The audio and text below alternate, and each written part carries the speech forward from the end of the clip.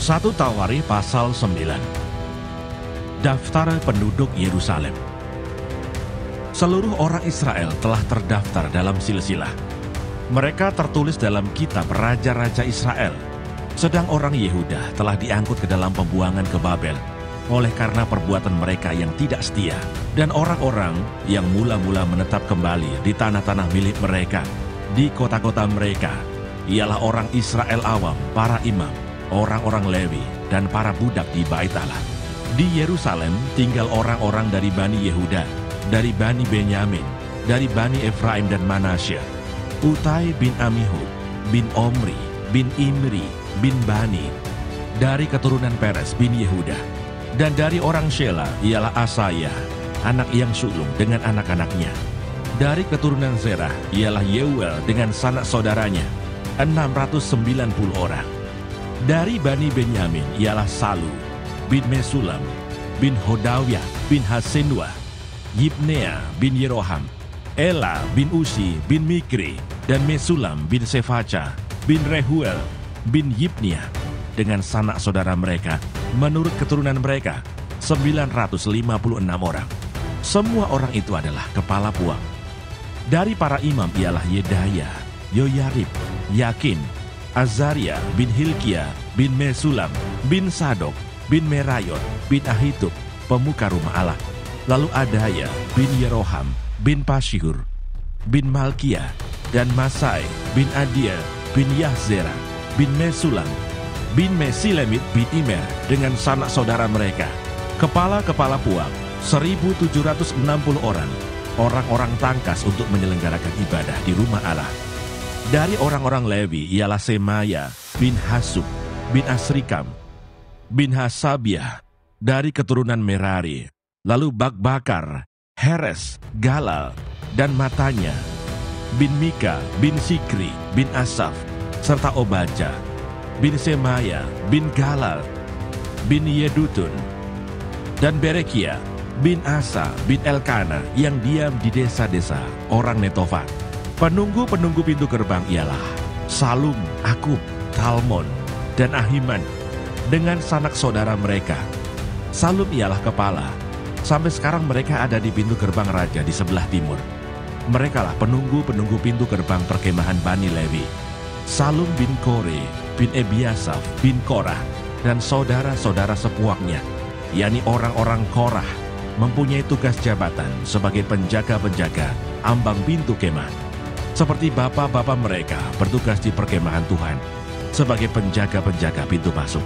Pinehas bin Eleazar mengepalai mereka sebelumnya. Tuhan kiranya menyertai dia. Zakaria bin Meselemia adalah penunggu pintu kemah pertemuan. Mereka semuanya yang terpilih menjadi penunggu ambang pintu. Ada 212 orang. Mereka telah terdaftar dalam silsilah di desa-desa mereka.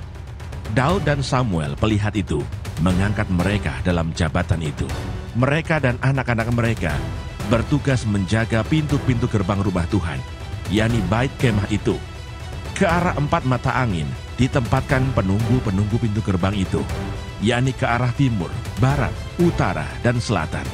Dan saudara-saudara mereka yang tinggal di desa-desa mereka pada waktu-waktu tertentu harus masuk selama 7 hari untuk bekerja bersama-sama mereka.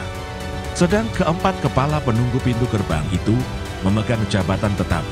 Mereka adalah orang Lewi dan mengawasi bilik-bilik serta perbendaharaan rumah Allah. Mereka bermalam di sekitar rumah Allah itu, sebab mereka bertanggung jawab atas penjagaan dan harus membuka pintu setiap pagi. Sebagian dari mereka mengurus perkakas ibadah. Mereka menghitung perkakas itu pada waktu dimasukkan dan dikeluarkan. Sebagian dari mereka ditugaskan mengurus perabotan, yakni segala perabotan tempat kudus, dan mengurus tepung yang terbaik, anggur, minyak, kemenyan, dan rempah-rempah. Sedangkan beberapa orang imam menyediakan campuran rempah-rempah. Matija, salah seorang Lewi, anak sulung Salum, orang Korah itu, mendapat tugas tetap untuk mengolah roti. Dan sebagian dari anak-anak orang Kehat, yakni dari sanak saudara mereka, mengurus roti sajian untuk disediakan setiap hari Sabat. Dan inilah para penyanyi, kepala-kepala puak orang Lewi, yang diam di bilik-bilik dan bebas dari pekerjaan lain, sebab siang dan malam mereka sibuk dengan pekerjaannya. Itulah para kepala puak orang Lewi, para kepala menurut keturunan mereka. Mereka ini diam di Yerusalem. Silsilah Saul.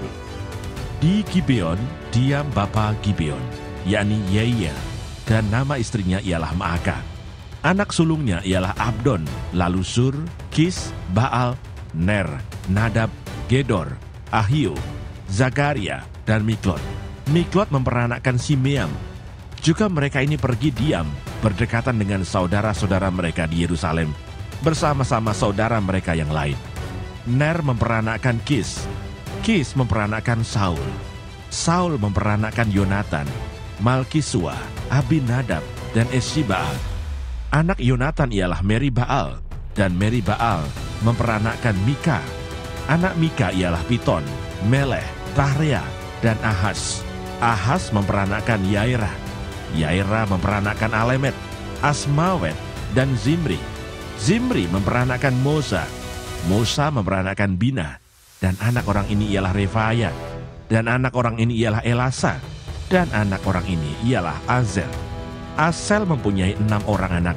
Dan inilah nama-nama mereka: Asrikam, Bokhru, Ismail, Syariah, Obaja, dan Hanan. Itulah anak-anak Asel. 1 Tawarikh pasal 10. Saul mati.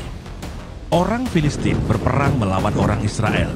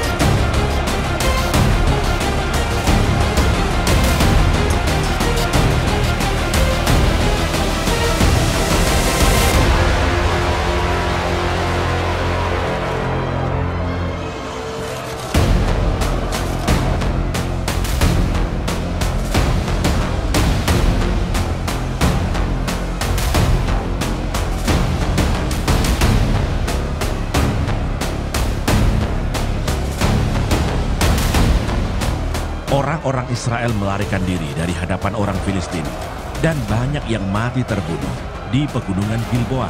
Orang Filistin terus mengejar Saul dan anak-anaknya dan menewaskan Yonatan, Abinadab, dan Malkisua, anak-anak Saul.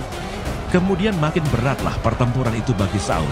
Para pemanah menjumpainya dan melukainya.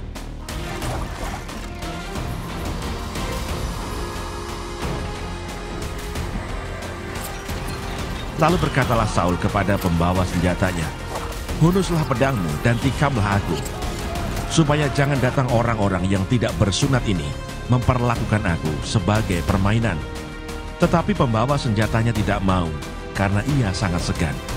Kemudian Saul mengambil pedang itu dan menjatuhkan dirinya ke atasnya.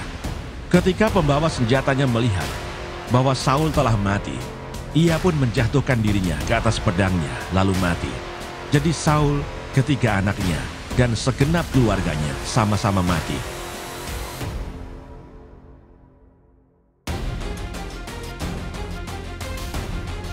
Ketika dilihat seluruh orang Israel yang di lembah, bahwa tentara telah melarikan diri, dan bahwa Saul serta anak-anaknya sudah mati, maka mereka meninggalkan kota-kota mereka, lalu melarikan diri juga. Kemudian datanglah orang Filistin dan menetap di sana. Ketika keesokan harinya orang Filistin datang merampasi orang-orang yang mati terbunuh itu, didapati mereka Saul dan anak-anaknya tergelimpang di pegunungan Gilboa. Mereka merampasinya dan mengambil kepala Saul dan senjata-senjatanya, lalu menyuruh orang berkeliling di negeri orang Filistin untuk menyampaikan kabar itu kepada berhala-berhala mereka dan kepada rakyat. Kemudian mereka menaruh senjata-senjata Saul di kuil Allah mereka, tetapi batu kepalanya dipakukan mereka di rumah Dagon. Ketika seluruh Yabes Gilead mendengar tentang segala yang telah dilakukan orang Filistin terhadap Saul, maka bersiaplah segenap orang gagah perkasa, lalu pergi mengambil mayat Saul dan mayat anak-anaknya. Mereka membawanya ke Yabes dan menguburkan tulang-tulang mereka di bawah pohon besar di Yabes. Sesudah itu berpuasalah mereka 7 hari lamanya. Demikianlah Saul mati karena perbuatannya yang tidak setia terhadap Tuhan. Oleh karena ia tidak berpegang pada firman Tuhan, dan juga karena ia telah meminta petunjuk dari arwah dan tidak meminta petunjuk Tuhan. Sebab itu Tuhan membunuh dia dan menyerahkan jabatan raja itu kepada Daud bin Isai.